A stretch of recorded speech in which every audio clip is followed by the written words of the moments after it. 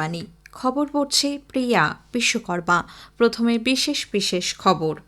প্রধানমন্ত্রী নরেন্দ্র মোদী আজ প্রাক্তন প্রধানমন্ত্রী অটল বিহারী বাজপেয়ীর জন্মবার্ষিকী উপলক্ষে বেশ কিছু কর্মসূচি নিয়ে লখনৌ যাচ্ছেন। প্রাক্তন উপরাষ্ট্রপতি এম ভেঙ্কাইয়া নাইডু নতুন দিল্লিতে অটল স্মৃতি ন্যাস সোসাইটির সভাপতি নির্বাচিত হয়েছেন। দেশে ম্যালেরিয়া আক্রান্তের সংখ্যা ৮০%-এরও বেশি কমেছে বলে স্বাস্থ্য ও পরিবার কল্যাণ মন্ত্রী জেপি নাড্ডা জানিয়েছেন। কেন্দ্রীয় মন্ত্রিসভা দিল্লি মেট্রো সম্প্রসারণের অঙ্গ হিসেবে ৩টি নতুন করিডোর স্থাপনের বিষয়টি অনুমোদন করেছে। বিশ্বজুড়ে আজ বড়দিন উদযাপিত হচ্ছে। চার্চগুলিতে চলছে বিশেষ প্রার্থনা। ভারতীয় পুরুষ হকি দলের vice captain Hardik Singh major Dhyanchand Khelratna সম্মানের জন্য মনোনীত হয়েছেন। আজ সেই বিস্তারিত খবরে। প্রধানমন্ত্রী নরেন্দ্র মোদী আজ প্রাক্তন প্রধানমন্ত্রী ভারতরত্ন অটল বিহারী বাজপেয়ীর ১০১তম জন্মবার্ষিকী উপলক্ষে বেশ কিছু কর্মসূচি নিয়ে লখনৌ যাচ্ছেন। দুপুরে প্রধানমন্ত্রী রাষ্ট্র প্রেরণা স্থলের উদ্বোধন করবেন। এই উপলক্ষে একটি জনসভায় ভাষণও দেবেন তিনি। স্বাধীন ভারতের প্রখ্যাত ব্যক্তিত্বদের স্মৃতিতে তাদের জীবন ও আদর্শকে সম্মান জানাতেই এই রাষ্ট্র প্রেরণা স্থল নির্মিত হয়েছে। ৬৫ একর এলাকা জুড়ে প্রায় ২৩০ কোটি টাকা ব্যয়ে এটি গড়ে তোলা হয়েছে। রয়েছে ডক্টর শ্যামাপ্রসাদ মুখার্জি, পণ্ডিত দীনদয়াল উপাধ্যায় এবং অটল বিহারী বাজপেয়ীর ৬৫ ফুট উঁচু ব্রোঞ্জের মূর্তি। দেশ গঠন এবং জনজীবনে তাঁদের গুরুত্বপূর্ণ অবদানকে স্মরণে রেখেই এই উদ্যোগ। প্রাক্তন উপরাষ্ট্রপতি এম ভেঙ্কাইয়া নাইডু নতুন দিল্লিতে অটল স্মৃতি ন্যাস সোসাইটির সভাপতি নির্বাচিত হয়েছেন। সোসাইটির প্রতিষ্ঠাতা সদস্য রাম বাহাদুর রায় প্রধানমন্ত্রী নরেন্দ্র মোদী সহ অন্য সদস্যদের সঙ্গে আলোচনার পর শ্রী নাইডুর নাম প্রস্তাব করেন। এম ভেঙ্কাইয়া নাইডুর সরকারি বাসভবনে এক বৈঠকে তাঁকে আনুষ্ঠানিকভাবে সভাপতি নির্বাচিত করা হয়। শ্রী নাইডু এরপর সোসাইটির অন্য সদস্যদের সঙ্গে আলাপ আলোচনা করে পরিচালন সমিতি এবং কার্যনির্বাহী কমিটি গঠন করবেন। উল্লেখ্য, শ্রী নাইডু বীজ কুমার মালহোত্রার স্থলাভিষিক্ত হলেন। সম্প্রতি তিনি প্রয়াত হন। দেশে ম্যালেরিয়া আক্রান্তের সংখ্যা ৮০%-এরও বেশি কমেছে এবং মৃত্যুহার ৭৮% হ্রাস পেয়েছে বলে স্বাস্থ্য ও পরিবার কল্যাণ মন্ত্রী জেপি নাড্ডা জানিয়েছেন। নতুন দিল্লিতে আয়োজিত advancing public health outcomes forum ২০২৫-এ যোগ দিয়ে শ্রী নাড্ডা বলেন, ৩০,০০০-এরও বেশি আয়ুষ্মান আরোগ্য মন্দির জাতীয় গুণমান নিশ্চিতকরণ NQAS শংসাপত্র পেয়েছে। সরকার প্রতি ২,০০০ জনসংখ্যার জন্য একটি আয়ুষ্মান আরোগ্য মন্দির স্থাপনের লক্ষ্যমাত্রা নিয়েছে।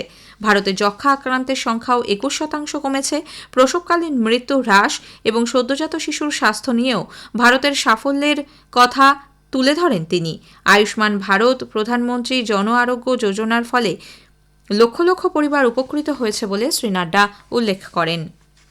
দক্ষতা উন্নয়ন মন্ত্রী জয়ন্ত চৌধুরী সরকার, শিল্প, শিক্ষা প্রতিষ্ঠানগুলিতে কৃত্রিম বুদ্ধিমত্তা বা AI এর ব্যবহার এবং এ সংক্রান্ত দক্ষতা বৃদ্ধির ওপর জোর দিয়েছেন।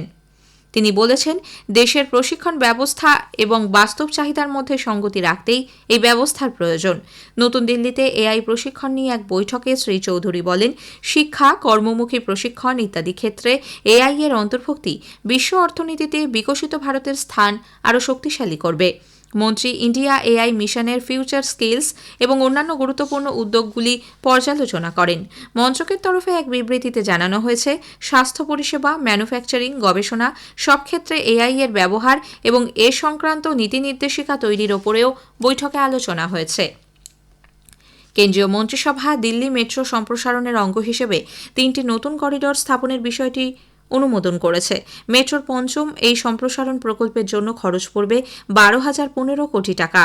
এই করিডোরগুলি হল RK আশ্রম মার্গ থেকে ইন্দ্রপ্রস্থ, এয়ারোসিটি থেকে এয়ারপোর্ট, ১ নম্বর টার্মিনাল এবং তুঘলকাবাদ থেকে কালিন্দী কুঞ্জ। মন্ত্রিসভার বৈঠকের পর তথ্য ও সম্প্রচার মন্ত্রী অশ্বিনী বৈষ্ণব সাংবাদিকদের বলেন, ১৩টি নতুন মেট্রো স্টেশন তৈরি করা হবে। এই সম্প্রসারণের ফলে দিল্লি মেট্রো নেটওয়ার্কের দৈর্ঘ্য হবে ৪০০ কিলোমিটারেরও বেশি।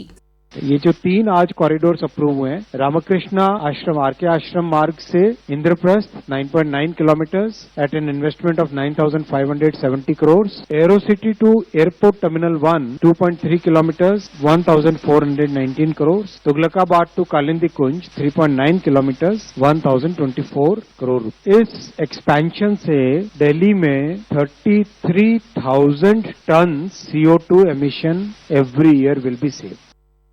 তিনি আরও বলেন, মেট্রো রেল সম্প্রসারণের ফলে 60,000 অফিস যাত্রী ছাড়াও 2 লক্ষ সাধারণ মানুষ প্রতিদিন উপকৃত হবেন। গত 11 বছরে মেট্রো চলাচলের ক্ষেত্রে বৈপ্লবিক পরিবর্তন হয়েছে বলেও উল্লেখ করেন তিনি। প্রধানমন্ত্রী বলেছেন, দিল্লির পরিকাঠামোর ব্যাপক উন্নতি হয়েছে। সামাজিক মাধ্যমে এক বার্তায় তিনি জানান, দিল্লির মেট্রোর অংশ হিসেবে 3টি নতুন করিডরের জন্য মন্ত্রিসভার অনুমোদন দিল্লি মেট্রো নেটওয়ার্ককে প্রসারিত করবে। এর ফলে জীবনযাত্রার স্বাচ্ছন্দ্য বৃদ্ধি পাবে এবং যানজট কমবে। আজকের প্রসঙ্গ অনুষ্ঠানে আজ শুনবেন বিশেষ আলোচনা, প্রধানমন্ত্রী কিষাণ ঊর্জা সুরক্ষা এবং উত্থান মহাভিযান, প্রধানমন্ত্রী কুসুম প্রকল্প, উত্তর 24 পরগনা কৃষি বিজ্ঞান কেন্দ্রের বিষয়বস্তু বিশেষজ্ঞ ডক্টর চিন্ময় মাঝির সঙ্গে কথা বলেছেন দিব্য দে। আকাশবাণী সংবাদ প্রযোজিত এই অনুষ্ঠানটি রাত 8টায় গীতাঞ্জলি ও ডিটিএইচ বাংলায় শোনা যাবে। এই অনুষ্ঠান আমাদের সোশ্যাল মিডিয়া প্ল্যাটফর্মেও পাওয়া যাবে। প্রধানমন্ত্রী নরেন্দ্র মোদী আগামী রবিবার আকাশবাণীতে মন কি বাত অনুষ্ঠানে তাঁর চিন্তাভাবনা দেশ বিদেশের মানুষের সঙ্গে ভাগ করে নেবেন। এটি হবে মাসিক এই বেতার অনুষ্ঠানের 129তম পর্ব। বেলা 11টা থেকে আকাশবাণী এবং দূরদর্শনের সবকটি চ্যানেল এবং Akashvani news on AIR website, mobile app, প্রধানমন্ত্রীর দপ্তর, তথ্য ও সম্প্রচার মন্ত্রকের ওয়েবসাইট ও ইউটিউব চ্যানেলেও মন কি বাত সম্প্রচারিত হবে। হিন্দিতে এই অনুষ্ঠান সম্প্রচারিত হওয়ার পরই আঞ্চলিক ভাষায় এর তর্জমা শোনা যাবে। খবর শুনছেন আকাশবাণী থেকে। আমাদের সংবাদ শোনা যাচ্ছে ইউটিউব চ্যানেল আকাশবাণী সংবাদ বাংলা, ফেসবুক ও ইনস্টাগ্রাম আকাশবাণী সংবাদ কলকাতা এবং এক্স হ্যান্ডেল এআইআর নিউজ কলকাতাতে। বিশ্বজুড়ে আজ বড়দিন উদযাপিত হচ্ছে। Jingle bells, jingle bells, jingle all the way. Oh, what fun it is to ride in a one-horse open sleigh. Hey, jingle bells, jingle all the way. Oh, what fun. সারা বিশ্বের খ্রিস্টানরা যীশুখ্রিস্টের জন্মবার্ষিকী উপলক্ষে বড়দিন পালন করেন।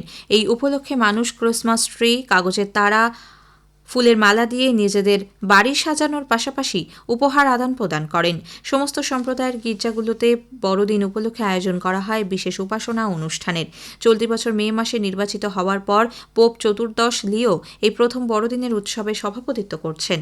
তিনি আজ বড়দিনের বিশেষ প্রার্থনা সভায় অংশ নেবেন। এদিকে বড়দিনের প্রাক্কালে রাষ্ট্রপতি দ্রৌপদী মুর্মু গতকালই দেশবাসীকে শুভেচ্ছা জানান।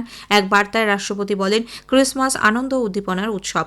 এই উৎসবের মাধ্যমে সমাজে ভালোবাসা এবং সহানুভূতির বার্তা তুলে ধরা হয়। শ্রীমতী মুর্মু তার বার্তায় উল্লেখ করেন, এই উপলক্ষে মানুষকে শান্তি, সম্প্রীতি, সমতা এবং সমাজের প্রতি দায়বদ্ধতার কথা মনে করিয়ে দেওয়ার এটি একটি বড় সময়। বড়দিনের উৎসবকে কেন্দ্র করে যাত্রী ভিড় সামাল দিতে কলকাতায় মেট্রো রেল আজ নর্থ সাউথ করিডরে পার্ক স্ট্রিট ও ময়দান মেট্রো স্টেশনে প্রবেশ ও প্রস্থানের গেট চিহ্নিত করে দিয়েছে। যাত্রীরা কেবলমাত্র 2 ও 3 নম্বর গেট দিয়ে পার্ক স্ট্রিট স্টেশনে প্রবেশ এবং 1, 6 ও 5 নম্বর গেট দিয়ে বেরিয়ে আসতে পারবেন বলে জানা গেছে। দিল্লির একটি আদালত লালকেল্লা বিস্ফোরণের ঘটনায় 7 অভিযুক্তের বিচার বিভাগীয় হেফাজতের মেয়াদ আরও 15 দিন বাড়িয়ে দিয়েছে। এর ফলে তাদের 8ই জানুয়ারি পর্যন্ত জেলে থাকতে হবে। অভিযুক্ত এই 7 জন doctor Adil Rather, doctor Muzammil Ganai, doctor Shahid Sayeed, মৌলবী ইরফান আহমেদ ওয়াগাই, জসির বিলাল ওয়ানি, আমির রশিদ আলী ও সোয়েবকে গতকাল পাতিয়ালা হাউস আদালতে তোলা হলে অতিরিক্ত দায়রা বিচারক প্রশান্ত বর্মা এই নির্দেশ দেন। এসআইআর পর্বের শুনানিতে ভিন রাজ্য থেকে মাইক্রো অবজারভার নিয়োগের যে অভিযোগ পশ্চিমবঙ্গের মুখ্যমন্ত্রী মমতা ব্যানার্জি করেছেন, নির্বাচন কমিশন তা খারিজ করে দিয়েছে। কলকাতার নজরুল মঞ্চে গতকাল মাইক্রো অবজারভারদের প্রশিক্ষণ শিবিরের ফাঁকে রাজ্যের মুখ্য নির্বাচনী আধিকারিক মনোজ কুমার আগরওয়াল জানান, মাইক্রো অবজারভাররা সকলে পশ্চিমবঙ্গে কর্মরত, তবে কেউ অন্য রাজ্যের বাসিন্দা কিনা সে তথ্য কমিশনের কাছে নেই। কেন্দ্রীয় স্বরাষ্ট্র সমবায় মন্ত্রী অমিত শাহ বলেছেন, সরকার কৃষি ও গ্রামীণ উন্নয়নের উপর জোর দিয়েছে।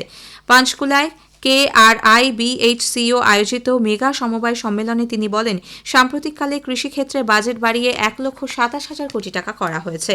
কেন্দ্রীয় কৃষিমন্ত্রী শিবরাজ সিং চৌহান বলেছেন, বিকশিত ভারত জি রামজি প্রকল্পে কেন্দ্র 86,000 কোটি টাকার পরিবর্তে প্রায় 95,000 কোটি টাকা বরাদ্দ করেছে।